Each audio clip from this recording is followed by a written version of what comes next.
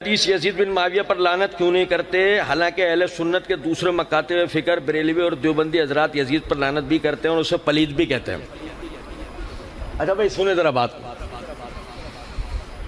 ये सवाल करने वाले भाई को ना बड़ी खबर, अगर वो हो सकता है उसने सवाल ना सुना हो, मैं एक दफा सवाल फिर पढ़ के सुना देता हूँ। सवाल सुन लो। आप ही का सवाल है कि अहले हदीस यजीद बिन माविया पर लानत क्यों नहीं करते? होता यह है कि यहाँ ये लिख कर दिया जाता कि अहले हदीस यानी कि फलां हदीस से साबित होता है यजीद पर लानत करनी चाहिए, अहले हदीस लानत क्यों नहीं करते? सवाल यूं होता, फलां हदीस से साबित होता है कि यजीद पर लानत करनी चाहिए, अहले हदीस लानत क्यों नहीं करते? ये कितनी बेतुकी बात है कि अहले हदीस अपनी मस्जिद के अंदर डीप फ्रीजर क्यों नहीं रखते हैं? भाई क्यों रखना है डीप फ्रीजर? मस्जिद में डीप फ्रीजर रखना क्या कोई बायज़ अजर सवाब है? कोई बायज़ तबलीग व इशाअत है? किस लिए करना है? जैसे यजीद पे लानत करने का कोई अजर सवाब है? क्या है यजीद पे लानत क्यों करनी है? एक बात समझाओ जरा। और यजीद का मसला नहीं है, दुनिया में किसी पर भी लानत करनी क्यों, जरा समझाओ तो सही। क्योंकि सुन तिरमिज़ी, आप हमसे हदीस सुनो।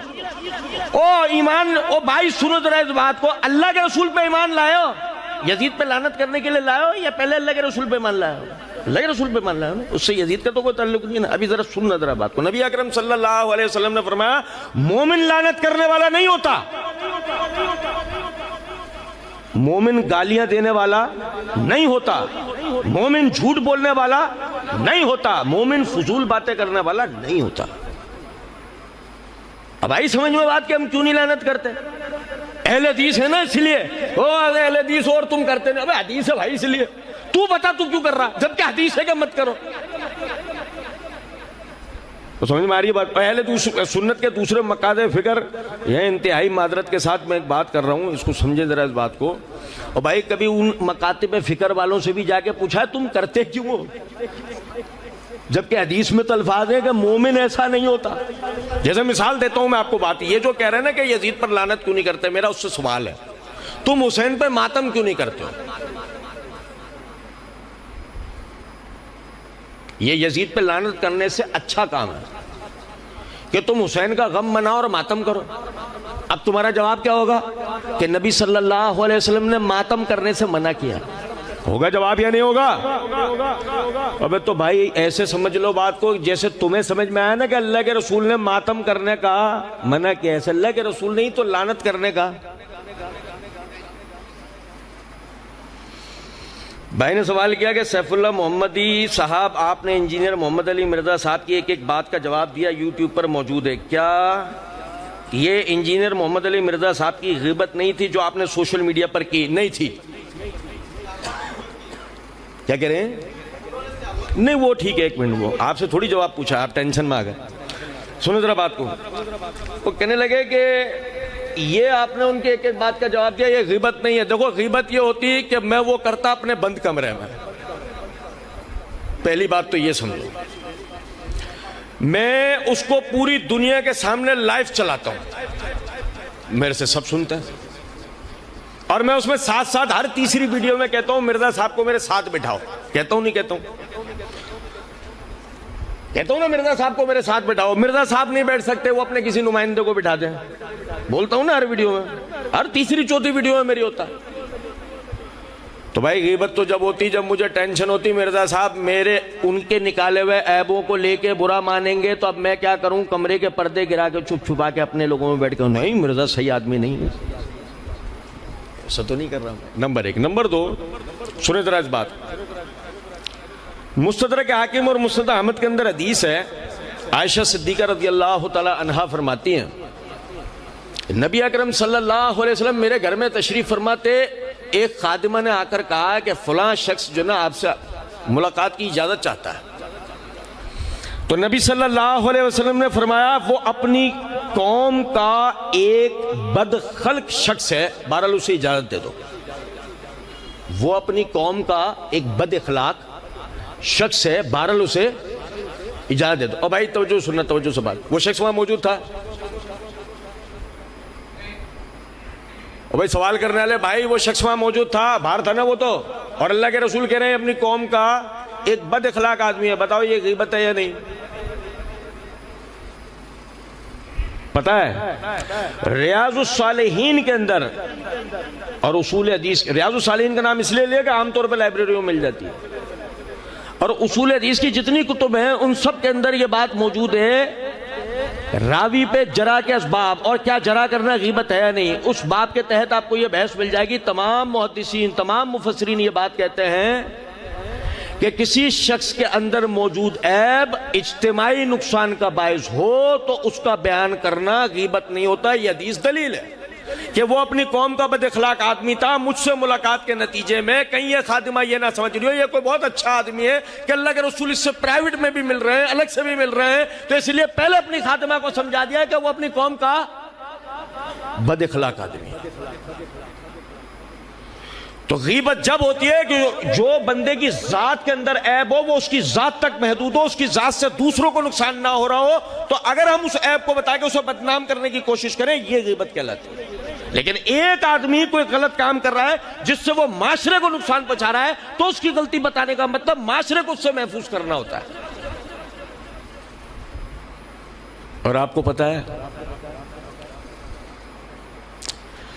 मिर्जा साहब को तो गलत कहने के पीछे हमारे पास सिर्फ एक वजह थी, जब मसला ज्यादा बढ़ा ना और हम पर अकाबरीन का आया प्रेशर कर अबे तुम्हारा काम शुरू हो गया, तो मैंने जना वुजू करके 2 रकात नमाज पढ़ी इस्तिखारे की और अल्लाह ताला से दुआ की, ऐ अल्लाह मिर्जा की ऐसी वीडियो मेरे सामने लिया जिसके बाद मिर्जा का दी एंड हो जाए। मोबाइल खोला और सामने वीडियो आई, मसला number 157, 100 questions on Sunni and Shia issues. Play करी तो पता है सबसे पहले ही सामने बात क्या आई, नबी की हर दुआ थोड़ी कोई कबूल होती है, नबी से बाज़ दफा गलतियां भी होती हैं। ये हैं आपके मिर्जा साहब जो नबी की गलतियां बताने बैठे। आप अंदाजा करो, आप करो जो उसकी तुम गीबत करो, या कम से कम हया करो। जो आदमी अंबिया इकराम अलैहिमुस्सलाम जो मासूम अनिल खता होते हैं उनको कह रहा है कि वो गलतियां कर जाते थे, आप अंदाजा करो तो उस आदमी के ऊपर बात करना तुम्हें गीबत नजर आ रहा है। इससे बढ़ के तुम खुद अपनी जात में देखो किस कदर बदबख्ती की बात है ये। फिर तहिया किया कि अब इस आदमी का दी एंड करके रहेंगे इंशाल्लाह। अब भाई ने सवाल किया सैयदना हुसैन रज़ी अल्लाह तआला का कातिल कौन है। मैं इस वक्त नाम भूल गया हूँ, इस हवाले से मैंने वीडियो बना रखी है मौजमुल कबीर इमाम तिबरानी की, उसमें सही सनद से रिवायत मौजूद है। कूफे के 3 अशखास थे जिनमें से 2 ने आपको गिराया था और एक ने आपका सर मुबारक जो है वो ज़िबा करके अलग किया था। सिनान बिन अनस, जज़ाकल्लाह, अल्लाह आपको जज़ाए खैर दे। सिनान बिन अनस आपका कातिल था। अच्छा ये बस आखिरी सवाल है क्योंकि अब नमाज का टाइम भी हो रहा है। भाई ने सवाल किया, अगर कोई कहे कि इख्तलाफ होना कोई बड़ी बात नहीं, लेकिन ये कैसा इख्तलाफ है कि खलीफा राशिद के खिलाफ जंग, तलवार और सहाबा को कत्ल करने के इरादे से मैदान में आ जाना। अच्छा ये बिल्कुल बहुत बड़ी बात है, खलीफा राशिद के खिलाफ जंग करना तो बहुत बड़ी बात है, मगर आपने सवाल में मेंशन नहीं किया आप जिक्र किसका कर रहे हैं। जैसा हमारे हिसाब से आप जिक्र कर रहे हैं खवारिज का, क्योंकि आप जहन में जिनका नाम सोचो बेटे हम तो नहीं मानेंगे, वो इस सवाल में भी नहीं है, इसलिए जवाब भी नहीं देंगे। समझे मेरी बात क्यों नहीं? भाई आपने सवाल में कहा कि इख्तलाफ होना कोई बड़ी बात नहीं, लेकिन ये कैसा इख्तलाफ है कि खलीफा राशिद के खिलाफ जंग, तलवार और सहाबा को कत्ल करने के इरादे से मैदान में आ जाना, ये कौन है? उसको तो मेंशन करते हैं, क्योंकि खवारिज ने ऐसा ही किया। जब किया तो फिर अली ने क्या किया वो देखो, बड़े गौरतलब बात। अली की सीरत हमारे लिए दलील है। अली ने बगैर किसी पसो पेश बड़ा ग्रैंड ऑपरेशन लॉन्च किया और तमाम खवारिज को ढूंढ ढूंढ के कत्ल किया, क्योंकि यही अल्लाह ने हुक्म दिया है, फ़कातुल्लती तबगी हत्ता तफिया इला अम्रिल्लाह। बागियों को कताल करो, बागियों से कत्ल करो यहां तक कि वो अल्लाह के हुक्म की तरफ पलट आए। और यार सुनो जरा बात को, अली ने खवारिज को कत्ल किया, खवारिज से सुलह की, अली ने खवारिज से सुलह की कहीं पर नहीं? यहां वालों को पता है, किसी को है? अली ने कहीं खारिजियों से सुलह की? बड़े से बड़े, छोटे से छोटे, औरत, बूढ़ा, बच्चा, किसी से सुलह की? किसी को छोड़ा नहीं।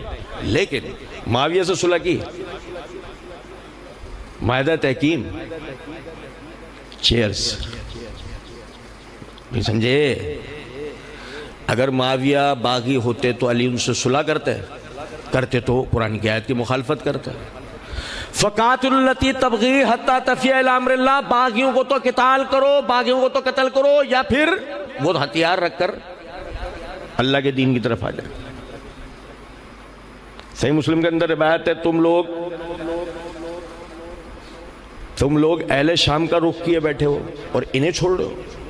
कौन? खवारिज की तरफ इशारा था। सही मुस्लिम की रिवायत, तुम अहले शाम की तरफ रुख करो और इन्हें छोड़ रहे हो, हालांकि ये तुम्हारे जान, तुम्हारे माल, तुम्हारी अराजियां अपने लिए हलाल समझते हैं। इसका मतलब अली अहले शाम को ऐसा समझते थे? नहीं। भाई ने कहा खुलफा राशिदीन में कौन कौन से सहाबा का शुमार होता है? खुलफा राशिदीन में सारे के सारों का शुमार होता है। नबी अकरम सल्लल्लाहु अलैहि वसल्लम की हदीस है, बनी इसराइल अपने अपने कौमों, बनी इसराइल में आने वाले अंबिया अपने अपने कौमों के सियासी मामलात भी देखते थे। एक नबी दुनिया से जाता था, दूसरा नबी उनकी जगह लेता था और वही फिर सियासी मामलात देखता था। मैं आखिरी नबी हूं, मेरे बाद कोई नबी नहीं होगा। मेरे चले जाने के बाद खुलाफा होंगे और बकसरत होंगे। मेरे चले जाने के बाद 4 नहीं होंगे, 4 नहीं होंगे, खुलाफा होंगे और बकसरत होंगे। सही मुस्लिम के अंदर हदीस है, नबी अकरम सल्लल्लाहु अलैहि वसल्लम ने फरमाया, ये दीन 12 खुलाफा की खिलाफत तक तो हर सूरत में गालिब रहेगा। 12 खुलाफा तक ये दीन गालिब रहेगा। सुनो जरा बात को, माविया से आगे नहीं लेके जाऊंगा, माविया से आगे ले जाऊंगा आप लोगों को टेंशन हो जाएगी। माविया पर ही बाज लोगों की मुस्कुराहटें इतनी सी हो गई हैं। और यार सुनो यार, तवज्जो से सुनो, काम की बातें, तहकीक करना है इस पर जाके। रिकॉर्ड भी इसीलिए करा रहा हूँ कि बाद में तुम लोगों को काम आए तहकीक करना। क्या बताया था? हाँ, यही बताया था। सुनो जरा बात। ये माविया रज़ी अल्लाह तआला अन्हु के ज़माने में हमारे ऊपर कोई रोमी, कोई फारसी, कोई अफ्रीकी, कोई हिंदुस्तानी, कोई ईसाई, कोई यहूदी, कोई बाज़नतीनी, कोई ज़रतिश, दुनिया का कोई भी मुसलमान दुश्मन मुल्क, रियासत, गांव, कबीला हम पर हमलावर था? ऐसे घूमते थे, ऐसे घूमते थे, कोई हम पे हमलावर था? माविया के दौर में आखिरी इंतकाल हो गया माविया का। चलो माविया का इंतकाल हो गया, आप कोई हम पे हमला कर दे। यजीद के दौर में आया? वलीद के दौर में आया? नहीं। FIR कट जाएगी मेरी। ये इसका नतीजा मुझे पता है क्या मिलेगा? बोले देखो यजीद को जन्नत में ले जा रहा है। सुनो जरा बात को। सवाल मुझसे क्या हुआ है?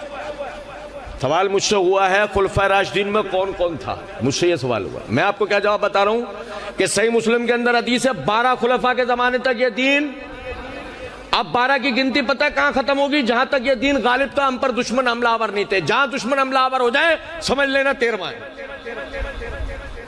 समझ लेना ये क्या है? 13वां है। लेकिन ऐसा नहीं कि कोई कहना शुरू हो जाए मौदूदी साहब की तरह, ये मुलूकियत हो गई शुरू। ये नहीं कह देना, मुलूकियत चीज ही दूसरी है। हम खुलफा को मुलूक कह रहे होते हैं, बेड़ा गर्क, ना बादशाहत का पता ना खिलाफत का पता। ये समझ में आ रही है बात? कही कि तुम बात के खुलफा के लेके दो, नहीं वो तो मुलूक थे ना। अब ऐसा मुल्कियत क्या होती है, मुलूक होता क्या होता है, जरा समझाओ, ये पता होना चाहिए पहले। अच्छा भाई ने सवाल किया कि अगर यजीद वाक़तन खिलाफत, अच्छा देखो मेरी करामत के कायल हो जाए। सवाल लिखा है अगर यजीद वाक़तन खिलाफत और ब्रैकेट आ गया मुलूकियत है। कहता है कि अगर यजीद वाक़तन खिलाफत मुलूकियत का हकदार था, जो कि अमीर माविया को लगता था, तो फिर सहाबा बैत से इनकार क्यों कर रहे थे? ज़बरदस्ती बैत क्यों ली गई या ज़रूरत क्यों पड़ी? भाई बल्कि इससे भी आगे बात की जा सकती है। ये बात की जा सकती है कि उसी दौर के अंदर अफ्रीका में एक रॉकेट ईजाद हो गया था और उसी दौर में हिंदुस्तान में जहाज बन चुका था। और ये भी बात की जाती है तो उस दौर में इंसानियत एटम बम बना चुकी थी। बल्कि ये भी बात की जा सकती है हम 3 सैयारों पर होकर आ चुके थे। बातें तो बहुत सारी हो सकती है, दलील कहाँ है? दलील कहाँ है? ये तो अफवाहें है ना। भाई सिर्फ हमें इस दो चीजों की दलील चाहिए और किसी। अब यजीद से हमारा कोई ताल्लुक नहीं। साहबा बैत से इनकारी क्यों? तो कौन सा साहब इनकारी था? अब्दुल्ला बिन जुबैर रज़ियल्लाहु अन्हु के अलावा कोई नाम बताए, दूसरे साहबी का नाम सही सनद जो फला साहबी बैत से इनकारी था। और लिखा कि जी जबरदस्ती बैत ली गई, एक साहबी दिखाएं जिससे जबरदस्ती बैत ली गई सही सनद। और तीसरा, ये जरूरत क्यों पड़ी? जरूरत क्यों पड़ी? तो खिलाफत का मामला है, खिलाफत जरूरत नहीं है। हाँ, वो आप वोट डालने कायल हो, वो आपका मसला है, लेकिन वैसे तो खिलाफत ज़रूरी है ना। बात आ रही है कुछ समझ में नहीं। अल्लाह समझने और अमल करने की तौफीक दे। वमा अलैना इल्लल बलाग।